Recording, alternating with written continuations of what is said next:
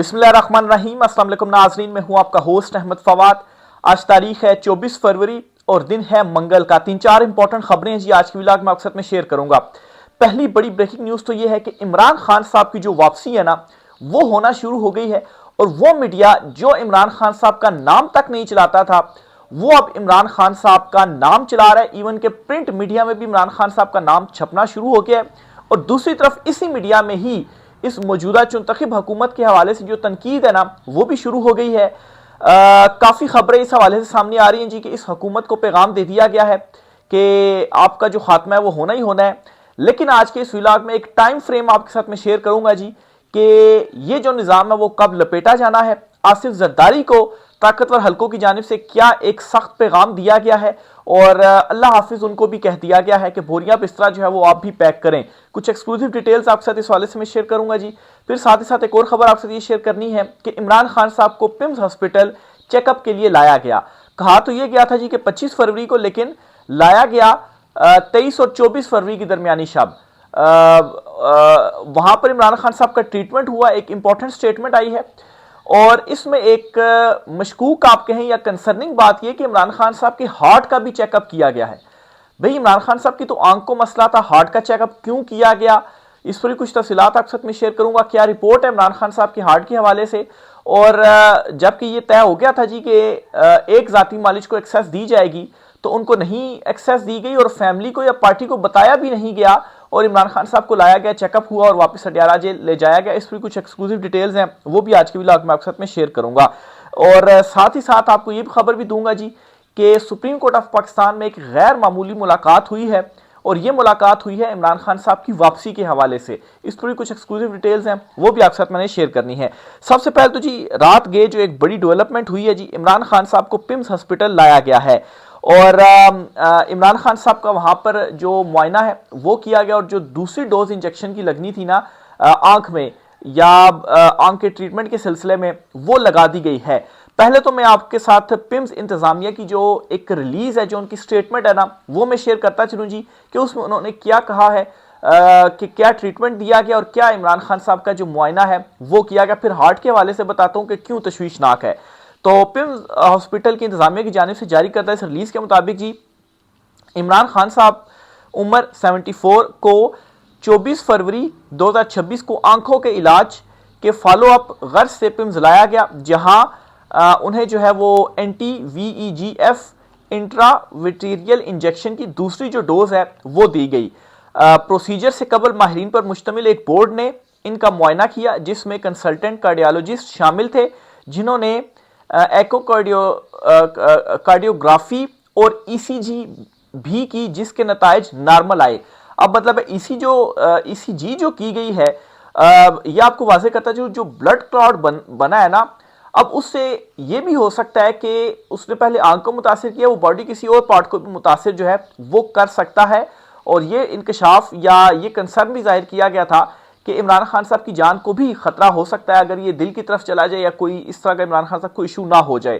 तो अब जी इस रिलीज के अंदर, स्टेटमेंट के अंदर, ये भी आया जी कि इमरान खान साहब की ईसीजी भी जो है वो की गई है और जो है वो नॉर्मल आई है। तो अब यहां पर सवाल ये है कि इसकी क्या जरूरत पड़ी, या मतलब ये भी हो सकता है कि वो जो ब्लड क्लॉट है जो आंख जिससे मुतासिर हुई, उसके बाद डॉक्टर्स ने ये महसूस किया हो जी कि ओवरऑल पूरा जो मुआयना है वो किया जाना चाहिए। या फिर ये भी कंसर्न शो किया जा रहा है कि आखिर इमरान खान साहब को क्या हुआ है, क्योंकि जाती मालिज और फैमिली को भी एक्सेस नहीं दी जा रही ताकि कंफर्म हो सके कि इमरान खान साहब के साथ क्या हुआ है, क्या इमरान खान साहब के हवाले से छुपाया जा रहा है। अब ये जो सवाल है ना, मजीद तकवीयत पकड़ता जा रहा है, खासतौर पर इस ट्रीटमेंट के बाद। बहरहाल इसमें एक मतलब है कि थोड़ा जो इंपॉर्टेंट खबर आप कहें या रिलैक्सिंग खबर ये है कि इसमें यह बताया गया जी कि ये जो ईसीजी की गई है उसके जो नताइज हैं वो नॉर्मल आए हैं। इस दौरान कंसल्टेंट फिजिशियन ने भी इमरान खान का मुआयना किया और इमरान खान को तिब्बी तौर पर स्टेबल पाया गया। इमरान खान की रजामंदी हासिल करने के बाद और ऑपरेशन थिएटर में म्यारी मॉनिटरिंग, एहतियाती तदाबीर और प्रोटोकॉल के तहत कंसल्टेंट ऑफ थैल्मोलॉजिस्ट और कंसल्टेंट विट्रियो रेटिनल सर्जन जो हैं पिम्स और अलशिफा अस्पताल के की निगरानी में माइक्रोस्कोपी की रहनुमाई से एंटी VEG ये जो इंजेक्शन था इसकी दूसरी डोज लगाई गई और ये अमल डे केयर सर्जरी के तौर पर अंजाम दिया गया। क़याम के दौरान इमरान खान प्रोसीजर से पहले, दौरान अमल और बाद अज़ा तमाम तर मराहिल में वाइटल साइंस के एतबार से स्टेबल रहे। बाद अज़ा इन्हें निगहदाश्त की हिदायत, फॉलोअप, मशवरे और मुतलका दस्तावेजात के साथ डिस्चार्ज कर दिया गया। यानी कि यह हिदायत की गई है कि इमरान खान साहब की निगहदाश्त जो है उनकी लगातार जो केयर है वो भी जेल में करनी है। तो ये जी इमरान खान साहब का जो पिम्स अस्पताल है उनको लाया गया, उनके आंख को जो दूसरी डोज दी जानी थी वो उनको दे दी गई है। और कहा तो ये जा रहा था जी कि 25वीं रात की जो शब होगी, 24 और 25 की जो दरमियानी शब होगी उस रात को लाया जाएगा। लेकिन जाहिर सी बात है अगर उस रात को लाया जाता तो तमाम मीडिया की नजरें होती, तो बड़ी खुफिया तौर के ऊपर लाया गया और ट्रीटमेंट करवा कर वापस ले जाया गया। इवन के बैरिस्टर गोहर को भी जब बताया गया तो जब मीडिया, सोशल मीडिया के ऊपर खबर फैल गई ना, उसके बाद उनको भी आगाह जो है वो किया गया। अब यहाँ पर सवाल एक ये है कि आखिर क्यों स्टिल फैमिली को नहीं बताया गया और इमरान खान साहब के ज़ाती मालिज को एक्सेस नहीं दी गई। अब ये तो बिल्कुल सवालात फिर यहाँ से उठते हैं जी कि आखिर क्या है जो कि इमरान खान साहब के हवाले से छुपाया जा रहा है। इख्तियार वली खान जो है वो ये कहते हैं कि इमरान खान साहब के ज़ाती मालिज से अगले चेकअप पर जो मुलाकात है वो हो जाएगी, इस चेकअप पे नहीं, अगले चेकअप में। अब अगला जो चेकअप है ना वो बताया जा रहा है मार्च को, ईद के बाद मेरे ख्याल से। तो यानी कि इसका मतलब यह है कि एक महीना मजीद इमरान खान साहब जो है वो इसी हाल में रहेंगे और कहते तन्हाई में रहेंगे, किसी की भी जो मुलाकात है वो नहीं करवाई जाएगी। इवन के अब ये भी इतलात आ रही हैं कि बुशरा बीबी साहिबा जिनकी मुलाकात करवा दी जाती थी फैमिली से, उनकी भी फैमिली से मुलाकात नहीं करवाई जाएगी, क्योंकि उन्होंने इमरान खान साहब का ये मैसेज बाहर पहुंचाया था कि इमरान खान साहब ने अपनी बहनों से कहा है कि जल्द अज जल्द उन्हें अपने ज़ाती जो मालजीन है उन तक एक्सेस जो है वो दी जाए और वो उनका मुकम्मल जो मुआयना है वो करें। तो उसके बाद शायद उनकी भी जो मुलाकातें हैं वो बंद कर दी जाएं। आज भी मुलाकातों का दिन है, बहनों का भी मुलाकातों का दिन है, बुशब्बी साहिबा का भी मुलाकातों का दिन है। तो लिस्ट दे दी गई है, लेकिन उसके बावजूद मेरा नहीं ख्याल कि आज भी जो मुलाकातें हैं वो करने दी जाएंगी। दूसरी तरफ नाज़रीन, इमरान खान साहब की वापसी हुई है और ये वापसी हुई है इलेक्ट्रॉनिक और प्रिंट मीडिया दोनों पर। रात गए जी जो खबरें इमरान खान साहब को शिफ्ट करने के हवाले से हॉस्पिटल में चली, इसमें बाकायदा तौर पर टीवी चैनल्स के ऊपर इमरान खान लिखा गया, इमरान खान साहब का नाम लिया गया। इससे पहले क्या होता था जी, बानी पीटीआई लिखा जाता था और इसी तरह से जी अखबार के अंदर भी मतलब है कि इमरान खान साहब का जो नाम है जी, इसी तरह से रिहाई फोर्स से रिलेटेड एक खबर जो है वो पब्लिश की गई है, वहाँ पर इमरान खान बाकायदा तौर पर जो नाम है ना वो यूज़ किया गया है। तो इमरान खान साहब की आहिस्ता आहिस्ता जो मीडिया के ऊपर वापसी है ना जी वो भी होना शुरू हो चुकी है। दूसरी तरफ इस चुनतखब हुकूमत के लिए बुरी खबरें ही खबरें हैं और सबसे पहले तो ये फरूख हबीब साहब हैं, इनका एक बड़ा दावा है, ये मैं आपके साथ शेयर कर देता हूँ जी, क्योंकि ये बातें तो की जा रही थी कि ये निज़ाम लपेटा जाना है, इस चुनतखब हुकूमत का जो खात्मा है ना वो होना ही होना है, लेकिन कोई टाइम फ्रेम नहीं आ रहा था कि टाइम फ्रेम क्या होगा, कब इस चुनतखब हुकूमत से जो जान है ना वो छुटेगी। तो फरूख हबीब साहब, फरूख हबीब कह रहा हूँ, हबीब अकरम साहब जो सीनियर सहाफ़ी तजियाकार हैं, उनकी जानिब से एक जो स्टेटमेंट है वो सामने आई, वो मैं आपके साथ शेयर कर देता हूँ जी। तो फिर तो आप दुआई कर रहे होते हैं ना, तो ये हुकूमत क्लिनिकली कभी भी इतनी स्ट्रांग नहीं हुई कि अपने पैरों पे खड़ी हो सके, तो लिहाजा इसके लिए दुआएं हैं और दुआ के अल्लाह ताला इसकी मुश्किल आसान करते हैं, ठीक है। और ये अक्टूबर, ये मुझे नहीं लगता ये बजट तक इससे काम खींचा जाना है, ये बजट से आगे इसका काम मुझे तो लग रहा है कि बस आप तैयारी करें, बस कुछ भी हो सकता है। तो बजट तक का टाइम दिया गया। बजट नॉर्मली जून के महीने में जो है वो पेश किया जाता है, तो अभी फरवरी भी खत्म हो गया है, मार्च, अप्रैल और मई, और इन 3 महीनों के दौरान क्या होना है जी, जो 28वीं तरमीम है वो लाजमन होनी है और उस तरमीम में जो NFC अवार्ड या नए सूबों के हवाले से जो चीज़ें हैं ना वो लेकर आनी ही आनी है। अब ये जो नए सूबों वाला मामला है ना, इस पर नून लीग और पीपल्स पार्टी दोनों जो हैं वो अड़े हुए हैं, या डेडलॉक है ताकतवर हलकों के साथ जी कि नहीं इस तरह से ना किया जाए। क्यों? क्योंकि अगर ऐसा होता है तो मरियम नवाज सिर्फ और सिर्फ लाहौर तक की वज़ीर आला रह जाएंगी, या वज़ीर आला का ओहदा ख़त्म करके गवर्नर या कोई भी जो होता है वो क्रिएट किया जाएगा, तो वो सिर्फ और सिर्फ लाहौर तक रह जाएंगी, और यहाँ से जो कराची है वो फिर पीपल्स पार्टी को पता है जी कि हमारी हाथ से वो भी जो है वो निकल जाएगा, जो पूरा सूबा है जी जिसके ऊपर हम बैठे हुए हैं तो वो हमारे हाथ से निकल जाएगा। अब पीपल्स पार्टी की जानिब से एक जो स्टेटमेंट है ना वो जारी की गई है, और ये चेयरमैन सेनेट हैं पीपल्स पार्टी के साबका रज़ा रब्बानी, उन्होंने क्या कहा है जी, उन्होंने बेसिकली जो नए सूबों का क़याम है इसको मतलब है कि किया है, मुस्तरद किया है, और कहा है कि अगर ऐसा किया जाता है तो फिर इसके जो कॉन्सिक्वेंसेस है ना, जो नताइज है ना, वो भुगतना पड़ेंगे। अब बुनियादी तौर पर नाजरीन, ये जो पीपल्स पार्टी की जानिब से या ये जो प्रेस रिलीज रजा रब्बानी जो एक्स चेयरमैन सेनेट है उनकी जानिब से जारी की गई है,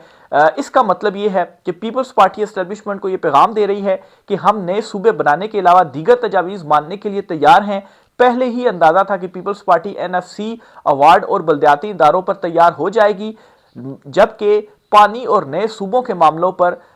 डेडलॉक जो है वो बरकरार होगा। लेकिन मुझे ऐसा लगता है जी कि पहले मरहले में चूंकि ये सारी तरमीमें सामने रख दी गई है ना, वो कहते हैं ना कि इनको भी मौत दिखाकर बुखार के ऊपर राजी किया जाता है, तो इनको भी नए सूबों, एनएफसी अवार्ड, ये सारी चीजें इनके सामने रख दी गई हैं। तो राजी किसके ऊपर किया जा रहा है कि भाई आप एनएफसी अवार्ड के ऊपर आप जो है वो राजी हो जाएं, बल्दियाती इदारों पर भी आप जो है वो तैयार हो जाएं, तो ठीक है अगली तरमीम में हम वो कर लेते हैं और जो सूबों वाला मामला उसको जरा हम फिर मजीद आगे ले जाते हैं। और इससे पहले जो तरमीमें हुई थी ना, उन तरमीमों में ये चीजें सामने आई थी कि पीपल्स पार्टी जो है वो एनएफसी अवार्ड यानी कि जो 18वीं तरमीम वाला मामला है उस मामले के ऊपर अड़ी हुई है, वो नहीं मान रही, बाकी जो चीजें हैं वो मान गई है। तो आप देखें कैसे पहले वो मनवा लिया गया, अब 18वीं तरमीम के ऊपर एनएफसी अवार्ड के ऊपर भी ये मान चुके हैं, और फिर उसके बाद अगर 28वीं तरमीम में ये आता है तो फिर 29वीं तरमीम के हवाले से जो बातें की जा रही है ना, तो फिर उसमें नए सूबों के हवाले से भी आएगा और वो भी इनको मानना पड़ेगा। और इनको ये भी पैगाम दे दिया गया है कि आपसे पूछा नहीं जा रहा, आपको बताया जा रहा है कि ये जो चीज़ है, ये जो काम है वो करना है। ये जो कौमी हुकूमत के हवाले से चीज़ें सामने आ रही हैं, जो इमरान खान साहब के हवाले से मतलब है कि राब्ते और चीज़ें बेहतर होने के हवाले से जो मामलात वगैरह सामने आ रहे हैं, इन चीज़ों की शक्ल में भी इस चुंतखब रजीम के ऊपर जो दबाव है ना वो भी डाला जा रहा है कि भाई आपकी तो खैर नहीं है। यहाँ तक भी इनको कहा गया है कि अगर इमरान खान साहब की वापसी भी होती है ना, तो जो एस्टेब्लिशमेंट या ताकतवर हल्के हैं उनको तो वो शायद कुछ ना कह पाएं, या वो तो मतलब है कि उनका कंट्रोल तो रहेगा, लेकिन इमरान खान साहब आप में से किसी को नहीं छोड़ेंगे, वो आपके पीछे जो है वो आएंगे। तो इस तरह से करके भी इनको डराया जा रहा है ताकि ये जो तरमीम वाला मामला है ये क्लियर किया जाए। तो बहरहाल जी ये खबर तो अब आ गई है, या आप यूं कहें जी कि हबीब अकरम साहब है सीनियर चूंकि सहाफ़ी हैं, उनकी जानिब से ये जो तज्जिया है वो कर दिया गया है और इन्फॉर्मेशन की बुनियाद के ऊपर ही ज़ाहिर बात किया गया है। और ये जो सारी खबरें भी आ रही हैं वैसे ही नहीं आ रही कि इस हुकूमत का जो खात्मा है जी वो होने जा रहा है, और ज़्यादा से ज़्यादा ये बजट तक या बजट से पहले तक चल पाएंगे, इसके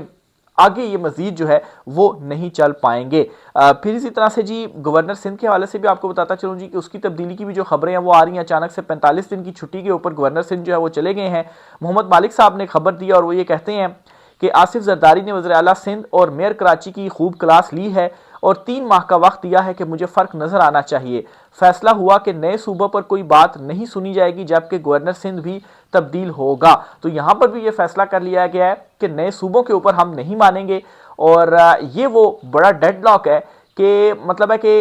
इमरान खान साहब तो डटे हुए हैं, उन्होंने वो तो जेल भी काट रहे हैं, वो तो अपने नज़रिए अपने सूल के ऊपर डटे हुए हैं, लेकिन असल में फॉर्म 47 से डीलों के जरिए तो आप आए हुए हैं। तो ये कैसे कह सकते हैं जी कि नहीं हम नए सूबों के मामले के ऊपर नहीं हम मानते हैं। तो बात वही है कि आपको बताया जा रहा है कि ये करना है, आपसे पूछा नहीं जा रहा कि आपने जो है वो ये करना है या नहीं करना, आपको असल में बताया जा रहा है। फिर इसी तरह से जी एक दो चीज़ें और भी आपके साथ शेयर करता चलूँ, और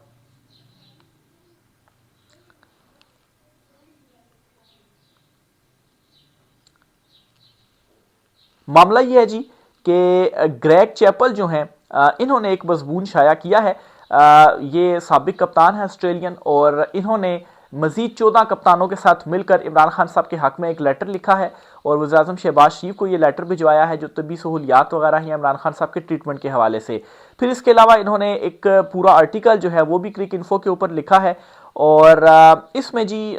मतलब काफ़ी लंबा ये आर्टिकल है, लेकिन मैं एक दो पैराग्राफ जो है वो आपके साथ शेयर कर देता हूँ जी। इसमें इमरान खान साहब के हवाले से ये लिखते हैं, शेयर करने का मकसद ये है कि आलमी सतह पर भी इमरान खान साहब के हवाले से जो दबाव है ना वो बढ़ता जा रहा है, क्योंकि जो आवाज़ें हैं ना इमरान खान साहब के हक में वो बढ़ती जा रही हैं। ये लिखते हैं जी कि मैं इमरान खान को कई दहाइयों से जानता हूँ और हमारा ताल्लुक हमेशा बाहमी एहतराम पर मबनी है जो बाउंड्री लाइन से कहीं आगे तक जाता है। हम पहले हरीफ थे टेस्ट क्रिकेट में मैदान में, जहां किरदार तेज गेंदबाजी और जहनी मजबूती की भट्टी में ढलता है। मुझे वो बेपनाह कशिश रखने वाला और इससे ज़्यादा मजबूत इरादे का मालिक याद है। वो ऐसा रहनुमा था जो सिर्फ अपनी टीम की क़यादत नहीं करता था बल्कि एक कौम को मुतासिर करता था। जब इसने 1992 में पाकिस्तानियों को तारीखी वर्ल्ड कप जो जितवाया तो इसने ऐसी साबित कदमी दिखाई जो इसकी ज़िंदगी की पहचान बन गई। इसने वो ट्रॉफी अपनी ज़ात की नुमाइश के लिए नहीं बल्कि अपने लोगों को ये दिखाने के लिए मुल्क भर में घुमाई कि वो अज़मत हासिल करने की सलाहियत रखते हैं। इस सफ़र के दौरान किसानों और आम लोगों से सुनी कहानियों ने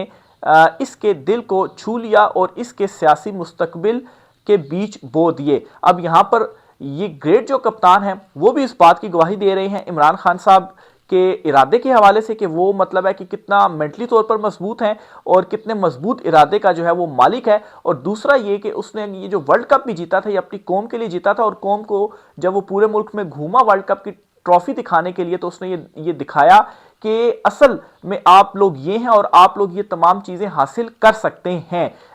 तो असल में इमरान खान साहब का ट्रॉफी लेकर घूमने का मकसद ये नहीं था कि मैं अपनी कोई वो करूं भी कि देखे मैंने तो वर्ल्ड कप जो है वो जितवा दी। असल में वो कौम को दिखा रहा था जी कि आपके अंदर ये तमाम जो सलाहियतें हैं ये मौजूद हैं। तो ये जी आज कुछ आम तफसीलात थी इस वाले से मजीद जो भी होता है। अच्छा आखिर में बताते चलो सुप्रीम कोर्ट ऑफ पाकिस्तान में भी एक अहम मुलाकात हुई है और पाकिस्तान तहरीक इंसाफ की रहनुमाओं की मुलाकात हुई है रजिस्ट्रार सुप्रीम कोर्ट से और उन्होंने जी कंसर्न शो किए हैं इमरान खान साहब की सेहत के हवाले से और मुलाकात के हवाले से और रजिस्ट्रार साहब की जानिब से कहा गया कि वो चीफ जस्टिस के सामने जो मामला है वो रखेंगे। तो बहरहाल ये एक इंपॉर्टेंट जो मुलाकात थी वो सुप्रीम कोर्ट ऑफ पाकिस्तान में हुई है। राय का ज़ाहिर कीजिएगा। आज के व्लॉग से इतना ही, इजाज़त दीजिए, अल्लाह हाफिज़।